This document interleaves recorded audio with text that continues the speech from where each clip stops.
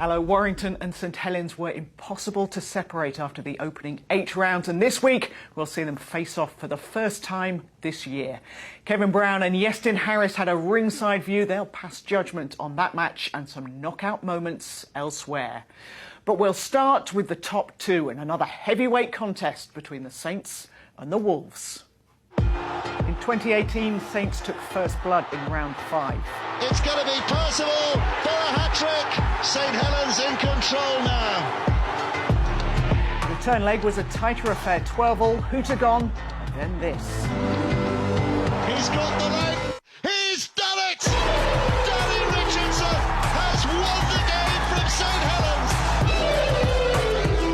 But with a place in the grand final at stake, the tables turned. Jack Hughes knocks and scores.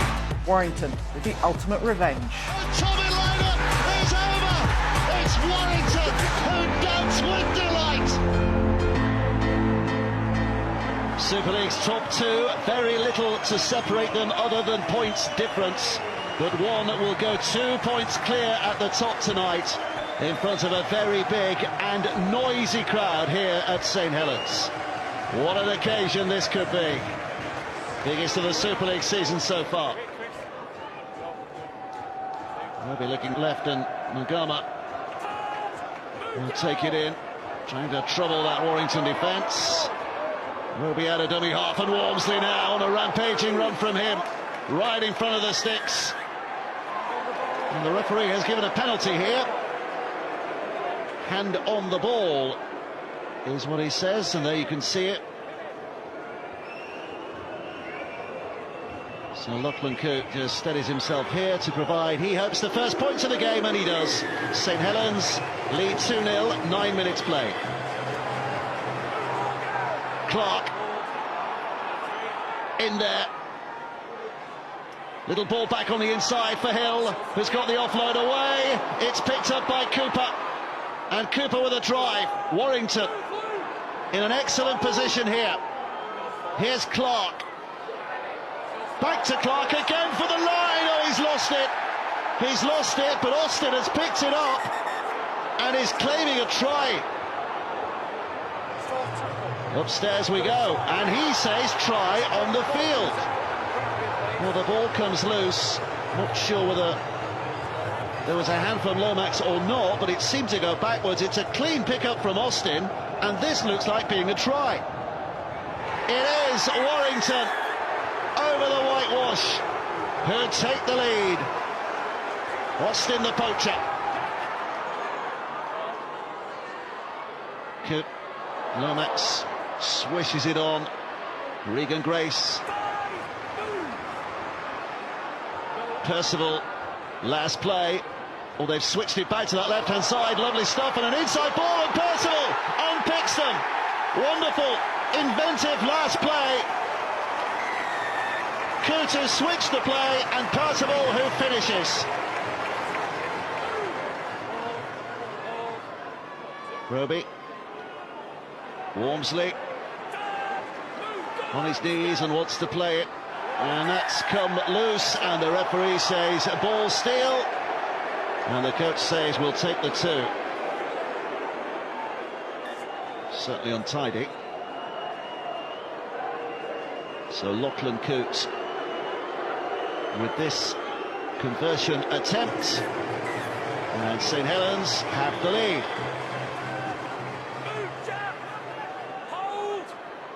Roby's having a look round. Lees was to his right, he's gone left. Richardson, oh! Well, it looked dramatic from the swinging arm of Mike Cooper. Big step on the inside, and Cooper, desperate to get his man, has mistimed and misconnected, and it's a yellow card.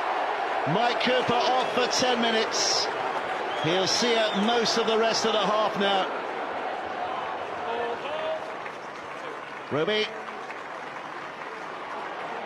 Smash and grab effort from Matty Lees. Roby's here again. Looking left, McCarthy Scarsbrook takes it in hard, and looks as though he's found the grass behind the line. The referee agrees. I think he likes it. I'm sure he likes it. And he does too. Roby. Lomax. Little step, another step, a duck and a dive. And I think he's found the score. Yep, he has. Johnny Lomax with the footwork and the determination in the end. And St Helens with real breathing space. Here's Clark. Taken in by Austin. Just inches away. Let's play. Clark comes out, goes himself. Oh, he's found a way over. Darrell Clark. St Helens defence won't be happy about that. But Darrell Clark will be.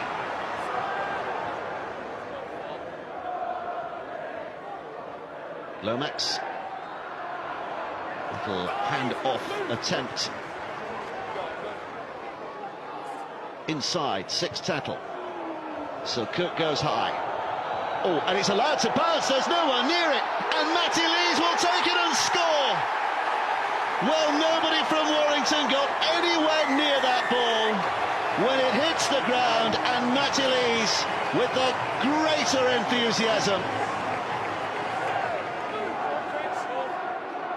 Roby looking to get themselves from deep inside their own territory here. Regan Grace with a little jewel of the hips. He's ripped through that first line of defence, and off he goes. Stephen Ratchford looks to close him down. Regan Grace swoops past him. Magnificent. Absolutely magnificent. What a try that was. The referee showing some interest here. He's going to have a look at Tom Lynham's involvement. We're going for the video referee. Checking whether it's an 8-point try. Well, Regan Grace, absolutely no problems there, but look at Tom Lynham here. Is that over-aggressive after the try had been scored? Well, we know that this is inevitable. The try is given. Let's see what James Child has to deliver in terms of justice here. Try is gone, now you come in. It's an 8-point try, and the incident will go on report. The incident goes on report. So an 8-point try. Lachlan Coote has 2 attempts at goal here. This is the first. And that looks good. So that's 6 so far.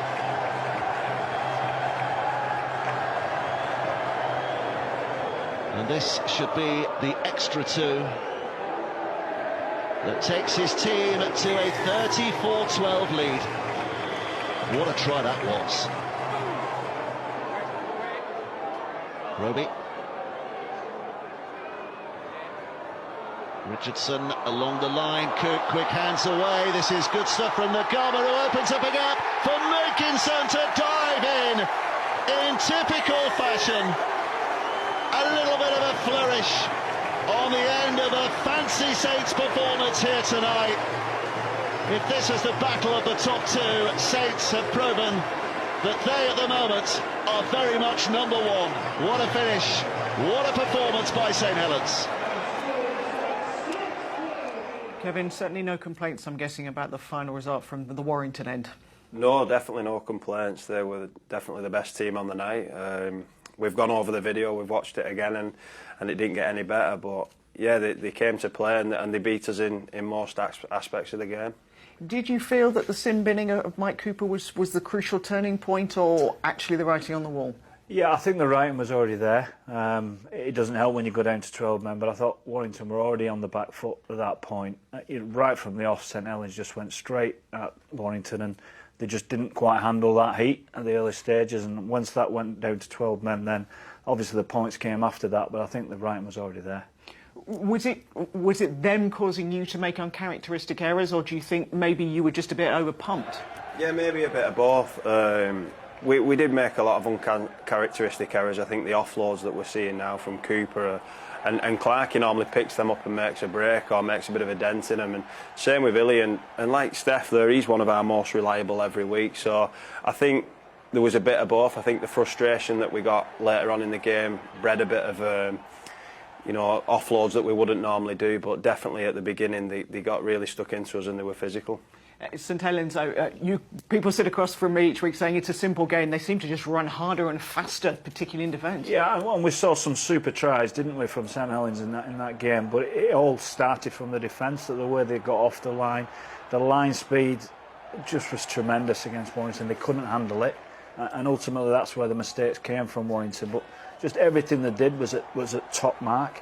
And probably Warrington were just off theirs, and when you're in the top of the table battle, if you're just off yours and they're on theirs, it's very difficult to win the game. But you look at this one, you know, they get full 20 metres off their line and make the contact on the 20-metre line. You lose 20 metres, that kills your set of 6 for Warrington. And I thought they started the foundation with a defensive pattern. Does this shape how you look at the rest of the season as the marker for what you're going to possibly have to beat? Well, they're definitely the team to beat. I think they've set the standard, but in terms of does it shape our season, I don't think we change at all. How we, you know, go over this Easter period, or in fact how we play them again, it'll probably give us a bit more what to expect, even if, you know, I think we did expect a tough physical game, but they really got into us. I thought Walmsley and Thompson was unbelievable, and Roby just does what he always does. He was fantastic. So I think, like you say, they're definitely the benchmark at the minute, but I don't think we're too panicky at the moment. We saw a very, very special try, didn't we, from Regan Grace? He's a fabulous talent to watch when he gets a bit of space to run into. Well, that's it. When he gets space, there's no better player in Super League that can create something out of nothing when he just gets that half a gap and, you know, just skips across field. A couple of players just miss their assignment. When he gets in broken field, you know, Stefan Ratchford doesn't know where he's going to go, and it's just the acceleration from it as well. Not sure about the dive at the end, but absolutely, you know, phenomenal. When he's so fantastic to watch when he gets in that open field, so quick. Look at the footwork again, absolutely brilliant. Do you expect him to get a call up for the Lions tour? Oh, look, he's young, and I think he's got a lot of things he needs to improve in his game, and I'm sure the club will be working on that. But, you know, when you can do that, you'll always want somebody like that in your team. Well, last week, Catalan became the first and so far only team to beat St Helens this season. On Saturday, they were looking to back that up at home to Hull FC. Matt Newsom saw this one. Wait, go, 3. Judo poised and acting half. Taken forward by Lucas Albert. Hull FC muscling up in defence. Move now! Gareth Ellis still going round. Here goes Shigo, away to that left edge for Tompkins. Big show and go. He sliced his way through. Shigo on his shoulder. There's the try for Catalan. An early breakthrough for the boys in Perpignan. Wait, go, 3. Houghton skips to the right of the ruck here. Sneed through the hands. Oh, that was a late shot. As Connor Wynne tries to work his way through. Well, that was a real stinger. Connor, shoulder charge there from Braden Williame. That might land him in a little bit of hot water. He's up the ball, he's using the shoulder. He's going for 10 minutes. And so 10 minutes in the bin. Braden Williame. I think he'll be hearing from the judiciary. Hold, what we get. Casting claims that there was a push at the ruck there. Move. Greg Bird 5.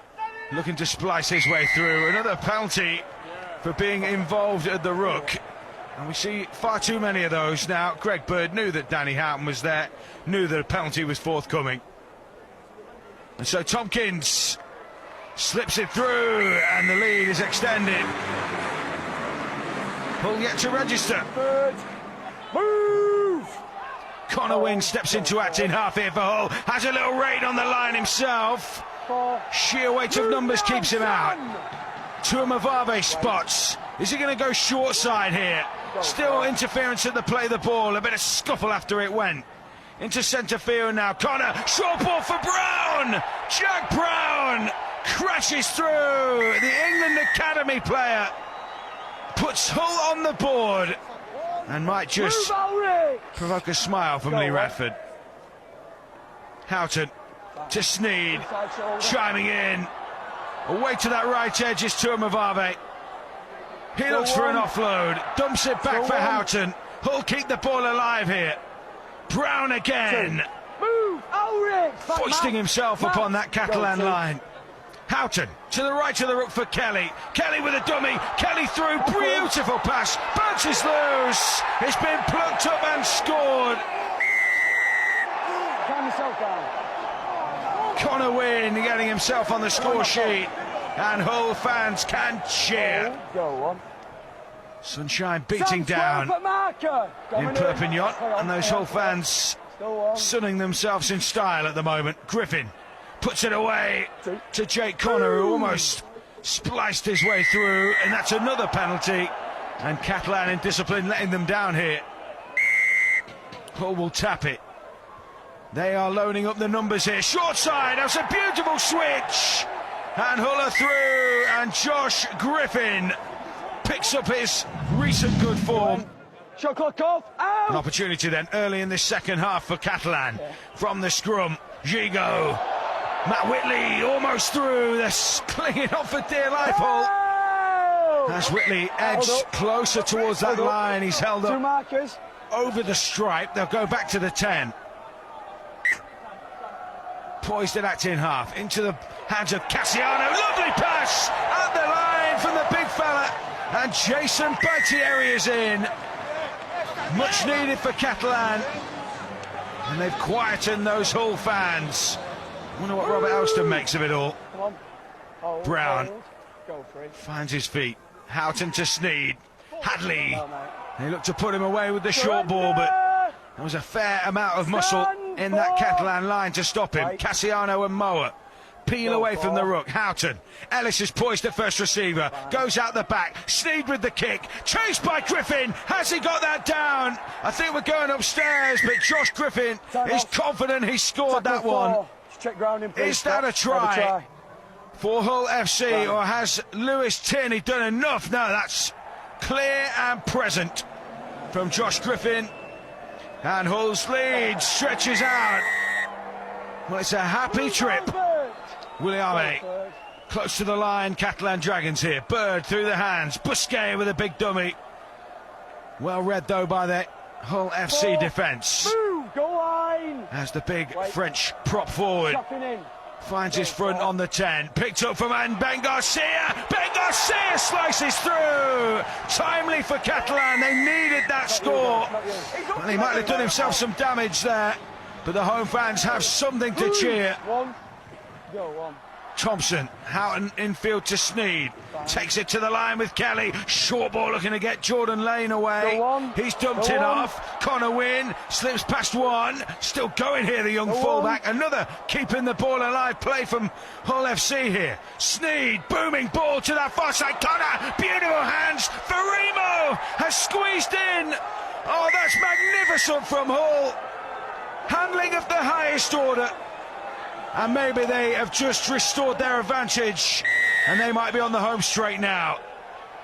Busquet takes the tap from Da Costa. One. Catalan Dragons loading up. we Time Go on. against them perhaps here. 8-point ball game. Lovely pass for Fouad Yaha in the corner. Well, that was sumptuous from Catalan. Has he got it down? Looks as though we're going upstairs here. Chris Kendall wants to clarify. Tackle one. Try on-field decision. Has Albert Kelly kept him out? No, he hasn't. Fouad Yaha with a super finish. Under pressure. And now Catalan Dragons can taste a comeback. Wait, go on. Da Costa. Lovely hands once again. Gigot hauled down. Desperate stuff from Hull. They're on the scramble. Cassiano bumps off one. Beautiful flick for the line. It's Josh Whitley. Matt Whitley to score. Time off. Catalan Dragons have done it, or have they? Check for obstruction, please, We're mate. going upstairs. Where's the obstruction call here? Cassiano chinks across the line. Greg Bird's gone through the line. Whitley takes the pass. That should be good. That should be good. What's the call from the video referee? Oh, it's been disallowed. Chalked off by the video referee, and the home fans do not like that. And it's clear to see why. Back up, penalties here. Was there an obstruction? Josh. Hold, go Da Costa. Sense of injustice about Catalan here as Bird races away. Bird. Move, Carlo. Tompkins hovers. Wait. Go. Time running out here for the Dragons. Cassiano ripping his way to the line, and he's planted it down. There's the comeback from Catalan. Tackle free. They will be level. Try. And it goes to the video referee again. Well, it's a jubilant start, Gilbert Brutus. They believe that's a try. The big man, who cost a lot of money, is proving his worth in Dragons colours. Have the Catalan Dragons pitched it? Sam Tompkins, the cauldron that is the Stade Gilbert Brutus, is hotting up now as Tompkins takes Catalan in front from the tee. Party time, maybe. Oh no, this is desperate stuff. Desperate stuff. Oh, Catalan. Have they pinched that? Not done 10 in this quarter. Short of the 10, they have. Penalty to Hull. Oh, Braden Williame. And so, from the halfway line, Catalan had it in the bag. Now, as Mark Sneyd sweeps it, he has nailed it. We are level. We are heading for Golden Point. How many more storylines will this game throw up? What drama. So Mark Sneyd, to get us underway in Golden Point time, sends the kickoff towards the sideline, and he has landed it. Scrum head and feed to Hull FC, and Mark Sneyd's wonder boot pays dividends again. Kelly to feed the scrum, Houghton to Sneyd. Griffin's turn to set the platform here. 1 point will win it. And Hull know it, and they probably have the best kicker in the league as Sneyd. No, not ready for it this time. They're lining up for it. Setting the platform. Jordan Thompson. They're 10 metres out. Houghton to Sneyd in the pocket. Cool as ice. The winner. The match winner. Mark Sneyd has nailed it for Hull. Right in Golden Point time. 30 seconds to play. They were down on the board. But Mark Sneyd's boot has come up with priceless points. And Hull have snatched victory in Perpignan. Yes, and that's some win for Hull when you look at the raft of players they had missing out and the youth that they had on show. Yeah, and what Hull didn't have, they didn't have any front row forwards. They had back rowers playing in the middle for them. And I thought they would get overrun in that game physically through the middle. And, you know, fair play to Hull. I thought Gareth Ellis was phenomenal in the game. You haven't thought coming back out of retirement? No, I couldn't do what he did in that game. He was absolutely phenomenal. He led from the front. And when you have got a young side, you've got to have your experienced players leading from the front. The likes of him, Jake Connor, they were phenomenal in that game. And the youngsters just followed off the back of that. At the end of the game was a mixture of very clever kicking from Mark Sneyd, but some shocking errors, wasn't it, from Catalan? Yeah, just I think the big one is catching the ball when it's not gone 10. It's I spoke to Eamon O'Carroll, who's the assistant coach, and he said Braden Williame was devastated after the game, and you know, you give Mark Sneyd a chance of kicking a goal, and you know Sam Tompkins did that against us when we was there, very similar, and won the game. And then they knew here, didn't they? Yeah, straight away the body language, and I thought that on the day, the body language when they just made it easy for him because they just conceded that Sneyd was going to do that, and you know he managed that exceptionally well, got them into the right spot, and just absolutely nailed it. Steve McNamara made no excuses, though he possibly did have one in the obstruction try, which has become something of a legend.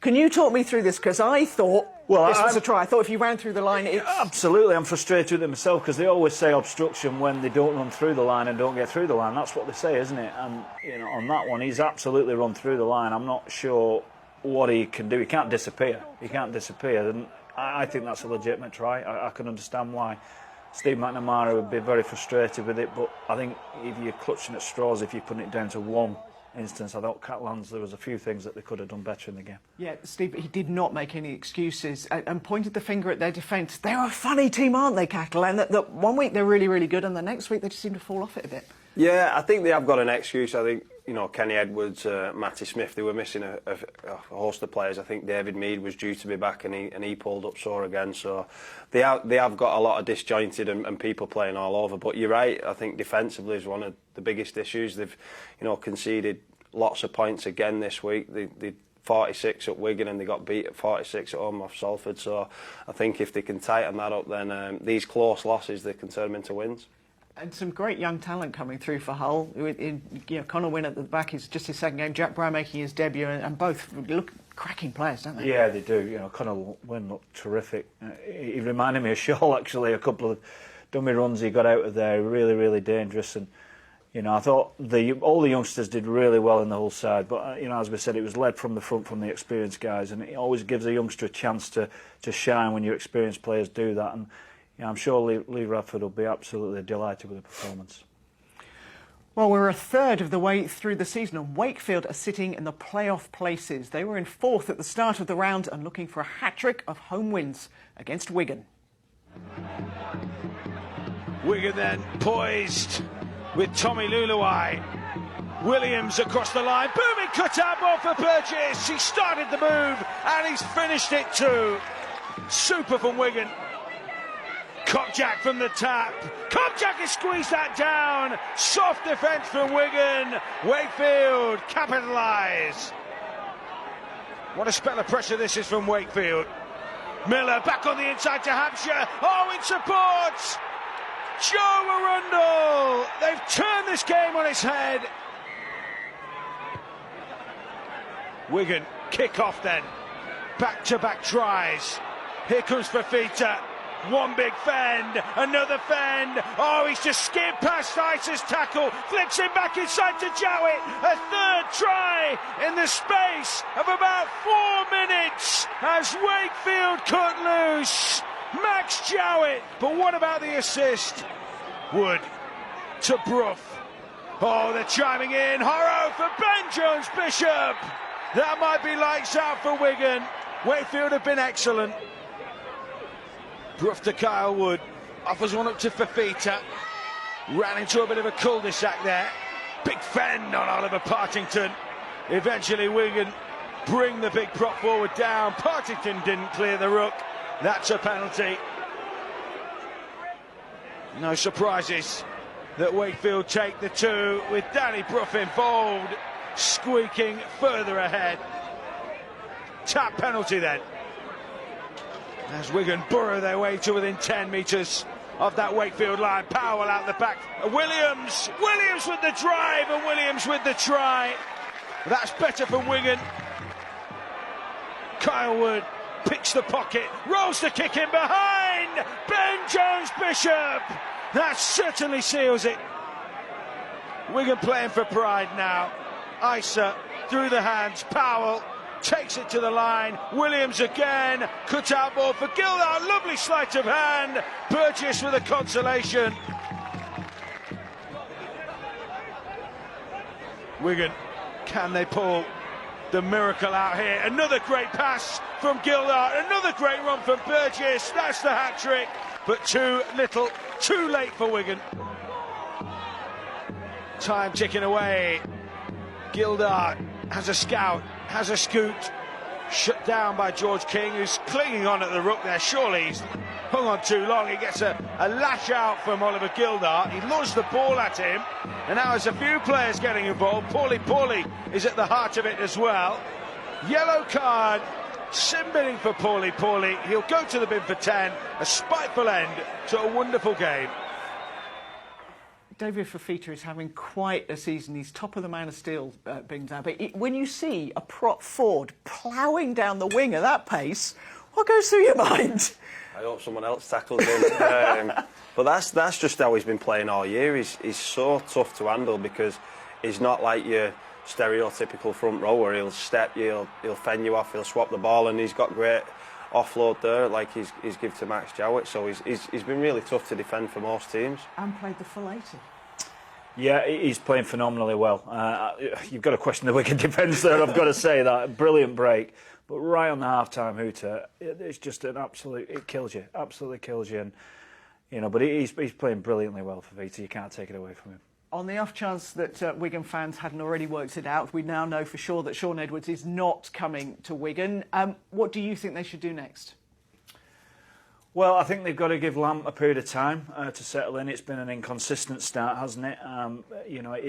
He's had a lot of injuries. The scores haven't quite gone for him. I think they've got to be calm, as Wigan generally are as a club. I don't think they can be too reactional at this moment. I think they've got to give Lamb a period of time to say, stamp his authority on the team, give himself a chance to get the job long term, and if it doesn't work out towards the back end of the year, then make an appointment. But I just think they need to stay calm in this period now, which I'm absolutely sure they will do. Glad it's over and we know for sure, huh? Yeah, well, I think most people got the idea that he wasn't going to come, but it's good now. It's the speculation's over and they can move on. Now, let's see if Castleford contributed to a great couple of weeks for Sporting Tigers. Tiger Roll won the Grand National, Tiger Woods won the Masters, and between that, Darryl Powell's Tigers were at Huddersfield on Thursday. The commentator is Dave Woods.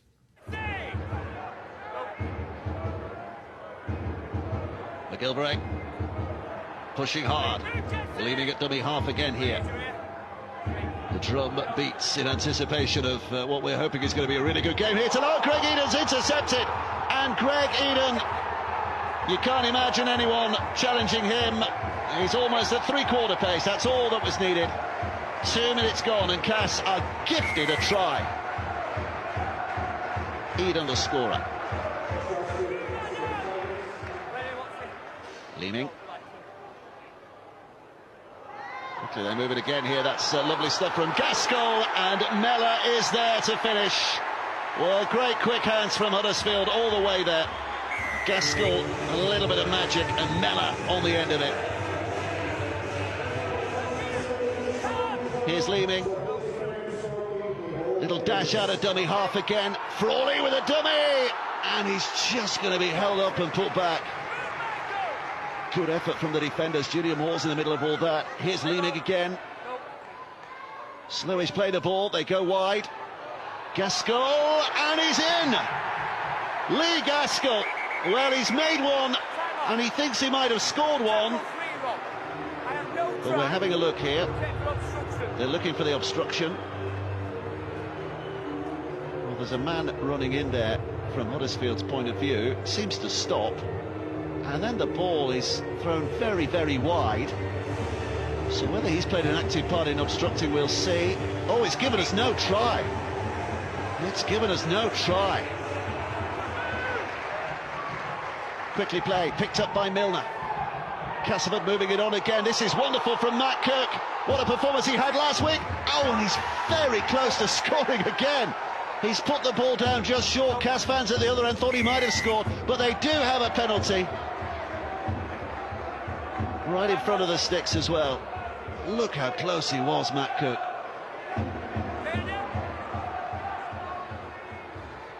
And then the penalty. So Peter Matortia to hand his side a 2-point lead here. Castleford 8-6 ahead.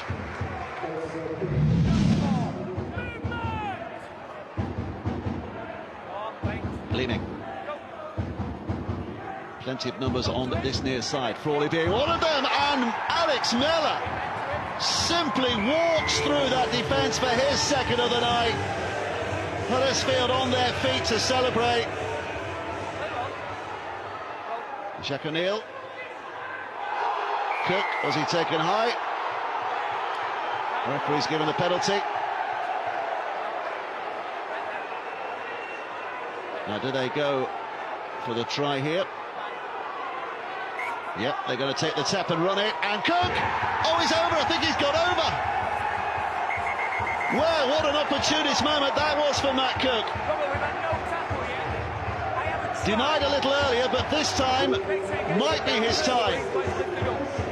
Reaching for the line. Has he grounded it? The video ref decides he has, and Matt Cook tries in successive games. Castleford level again.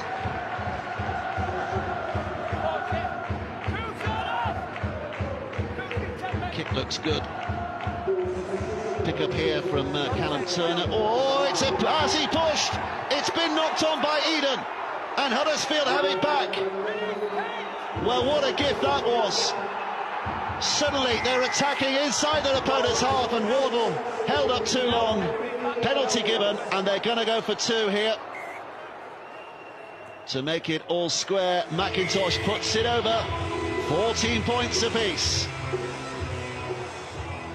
Lee Ming, last play. Frawley with the kick. The boot comes out. The referee says play on, and then he gives a penalty. Judging that Matt Cook was all over Frawley before he had the ball. Well, there was certainly contact there before he had the ball. So McIntosh kicks it. And Huddersfield 16-14.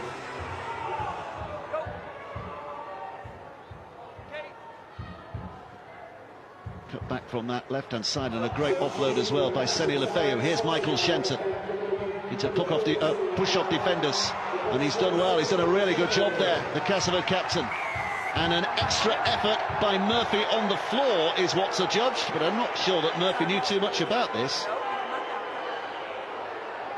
I think he might have copped a knee to the head, but he's given a penalty away. So Peter Matautia. Picture of concentration as he strokes that ball goalwards, and he has found the target. We're going up 2 at a time, and it's all square again. Little kick and a chase into the in-goal area, and Matautia, I think, is adjudged to have been knocked off the ball by the Wardle brothers to give his side the lead. 15 minutes to go. Yep, the flags are up, and Castleford have that slight advantage again.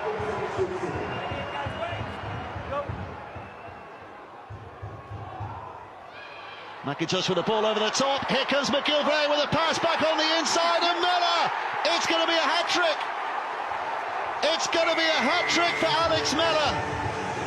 And what a moment to claim his 3rd! Deep in the game now, and his side back in the lead. Milner, Castleford, desperate Milner! Very, very close. Wants to get up and play it quickly, and the referee's given the penalty there for Milner's reaction. Milner so close to going over from dummy half, but on the floor he's thrown an arm here at Adam O'Brien. I don't think he made contact, but it's the intent that has earned him the yellow card. He's off now,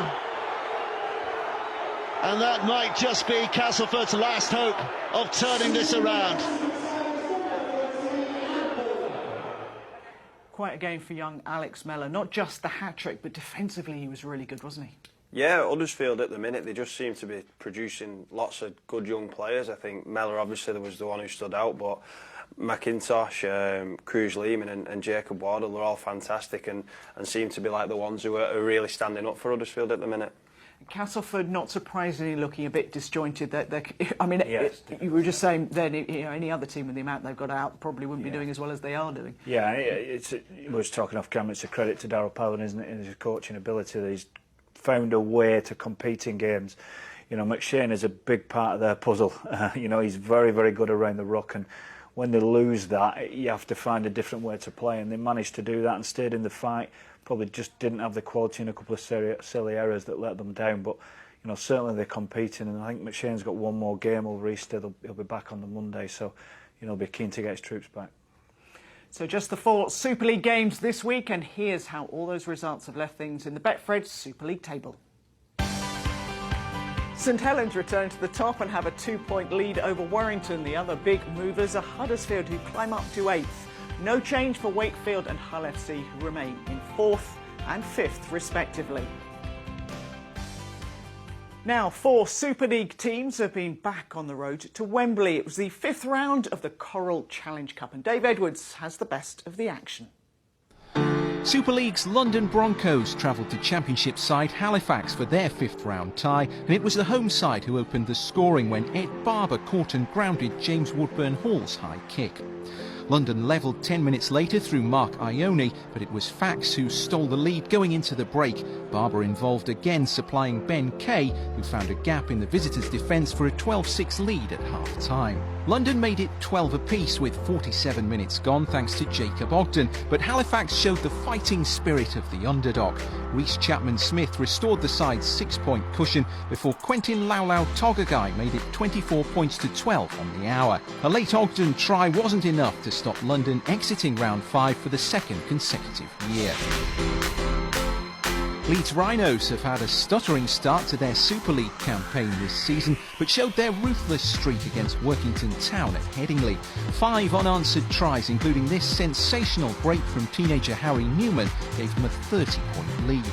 The earlier tries from Liam Sutcliffe and Wellington Albert made this a comfortable run-out for the Rhinos, but it was Newman who stole many of the headlines. During a dual registration with Featherstone, the youngster was fairly prolific and completed his hat-trick just past the half-hour.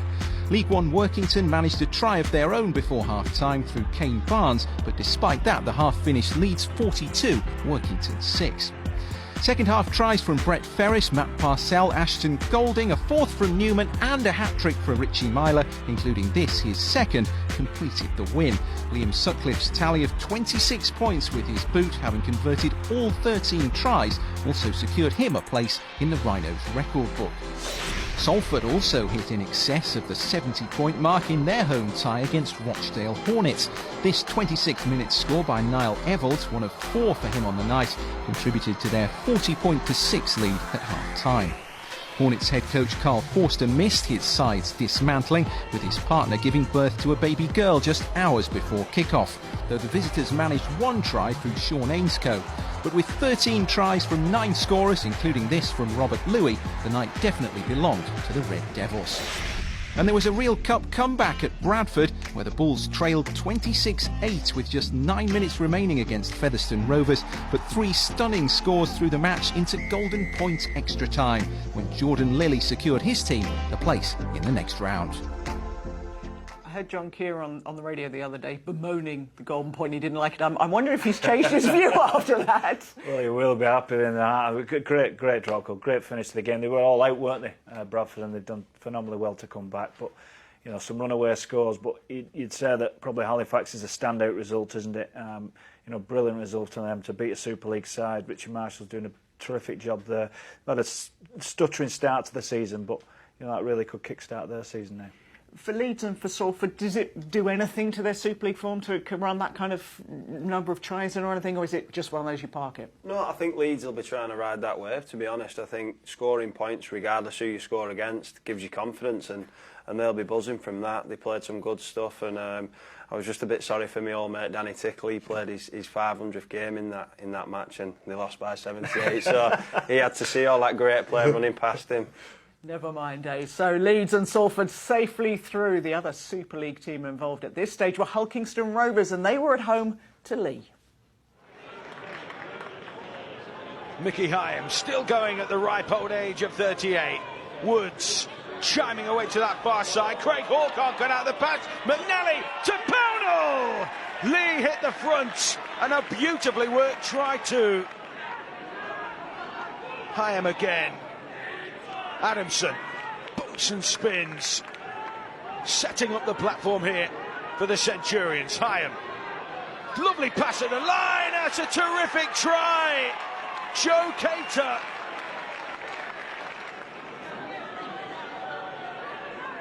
Atkin to Maguire. This is Rovers at their best, chiming away to that left-hand side. Craig Hall goes in. What an offload that was! Jimmy Kinehorst finishes it off, but Craig Hall, the architect. Maguire, Drinkwater, slams the kick across field.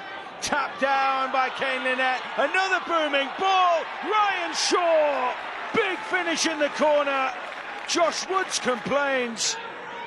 Rovers picking the angles here. Maguire takes the pass from Drinkwater, sets off on a gallivant of his own. Time ticking down here. Crooks, former Leigh man, picks out Haraki. Lynette feeds it wide, stretching Leigh across the park here in a desperate search for those points. Kinehorst is through, back on the inside for Hall. Hall for the line, and he scored! Rovers finally take control of the game and maybe just book themselves a place in the Challenge Cup 6th round. What a game. A sigh of relief, I'm guessing, for Hull KR there. Yeah, I think they'd have lost that last year. I think they've got a lot more resilience. And I definitely think they'd have lost that. I think Tim Sheens has instilled that within them. And Hawley come up with 2 or 3 nice plays in that game, to 2 assists and a try at the end there. And they just got out of jail, didn't they, on that? But you've got to credit Lee Centurions, part-time, coming there and doing a number on Hull KR. You've got to give them massive credit. We had some good games on the Championship sides doing well. So relief for Rovers, who progressed to the last 16. And here's confirmation of the rest of the results from round 5. League One Doncaster sprang a surprise when they beat Batley. Dewsbury made it through at the expense of Thatto Heath, and Widnes were comfortable winners at home to York. And the draw for the 6th round has been made. Warrington will play Wigan in a repeat of last year's Super League Grand Final. There's a local derby for Leeds, who travel to Bradford. Doncaster go to France to face the holders Catalan. Ties will be played on the weekend of the 11th and 12th of May, and you'll be able to see 2 of them live on BBC One and BBC Two. That's just about it for this week. My thanks to Kevin and to Iestyn. We're back on Sunday night for a full review of the first round of Easter matches, and we'll be backing up on Monday night too. Until all of that, goodbye.